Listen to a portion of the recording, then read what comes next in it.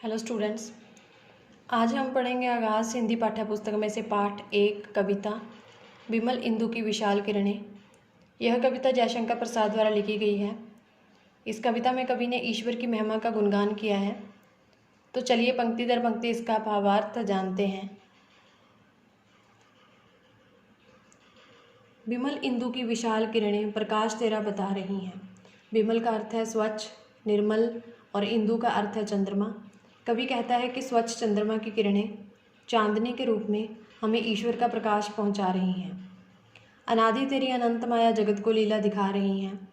अनादि का अर्थ है जिसका प्रारंभ ना हो और अनंत का अर्थ है जिसका अंत ना हो।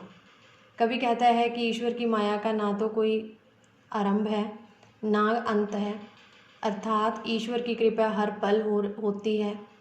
ईश्वर हर तरफ हर पल अपनी कृपा हम पर बरसाता रहता है और अपनी कृपा दिखाता रहता है, अपनी लीला दिखाता रहता है। पूरा संसार ईश्वर के इशारे पर ही नाच रहा है। प्रसार तेरी दया का कितना, ये देखना हो तो देखे सागर। प्रसार का अर्थ है विस्तार या फैलाव। अगर ईश्वर की दया का फैलाव देखना है तो कभी सागर को देखने के लिए कहता है। जैसे विशाल सागर का कोई किनारा नज़र नहीं आता, दूर दूर तक पानी ही पानी नज़र आता है, ऐसे ही ईश्वर की दया अनंत है, उसका कोई अंत नहीं है। तेरी प्रशंसा का प्यार राग प्यारे तरंग मालाएं गा रही हैं। यहाँ ईश्वर की प्रशंसा की बात हो रही है। कभी ईश्वर की तारीफ कर रहा है। कभी कहता है कि ऐसे लगता है कि जैसे तरंग मालाएं, तरंगें ईश्वर की तारीफ में गीत गा रही हैं। सागर में जो ऊंची ऊंची लहरें उठती हैं वो बार बार आती हैं और तट को छूकर चली जाती हैं। कवि को ऐसा लगता है कि जैसे ये ऊंची ऊंची तिरंगे ईश्वर का जशोगान कर रही हैं, ईश्वर का गुणगान कर रही हैं। तुम्हारा स्मित हो जिसे निरखना, वो देख सकता है चंद्रिका को। स्मित का अर्थ है मुस्कान, निरखना का अर्थ है देखना। ईश्वर को मुस्कुराते हुए किसी ने देखा है? कवि कहता है कि ईश्वर की मुस्कुराहट अगर देखनी है तो चंद्रिका चांदनी में देखो, अर्थात चांदनी के रूप में हम ईश्वर की मुस्कान देख सकते हैं। तुम्हारे हंसने की धुन में नदियां निनाद करती ही जा रही हैं।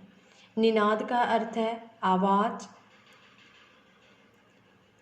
ईश्वर की हंसी नदियों के बहने के स्वर में सुनाई पड़ती है।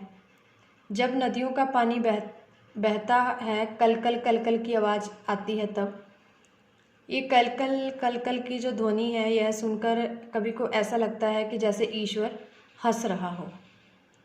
जो तेरी होवे दया दया निधि, तो पूर्ण होता ही है मनोरथ।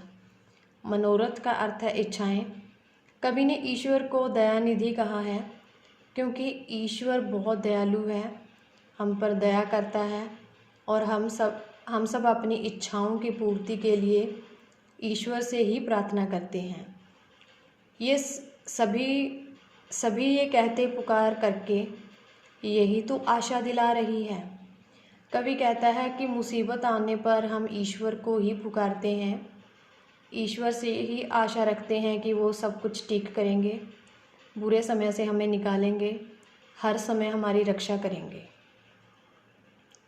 तो इस प्रकार यह कविता विमल इंदु की विशाल किरणें, इसके माध्यम से कवि हमें बताना चाहता है कि हमें हमेशा याद रखना चाहिए कि ईश्वर जगत का निर्माता है। ये सारी रचना जो जगत की ईश्वर ने की है और हमें सदा उसकी आराधना करनी चाहिए। ईश्वर की कृपा से ही सब कार्य, सब कामनाएं, सब मनोरथ पूरे होते हैं।